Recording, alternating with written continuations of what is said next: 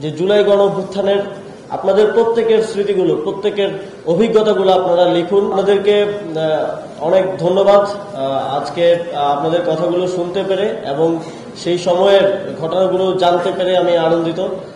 আসলে ওই সময়টাতেই প্রায় 10 দিনের মতো আমি গুম অবস্থায় ছিলাম, সে কারণে তখনকার অনেক ঘটনাই আসলে এখনো জানার সুযোগ হয়ে ওঠেনি।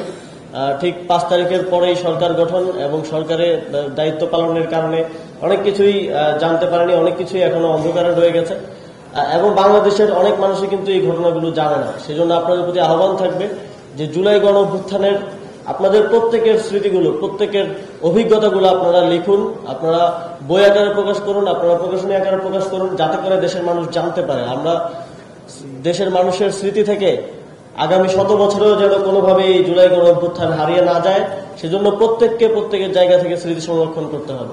সর্বোপরি রাষ্ট্র সংস্কারে এবং দেশ পুনর্গঠনেও ঠিক একইভাবে যেভাবে আপনারা জুলাই গণঅভ্যুত্থানে অবদান রেখেছেন, ঠিক একইভাবে আপনাদের মতামত এবং অংশগ্রহণ কামনা করে জুলাই বিপ্লব, জুলাই গণঅভ্যুত্থান চিরঞ্জীবী হোক।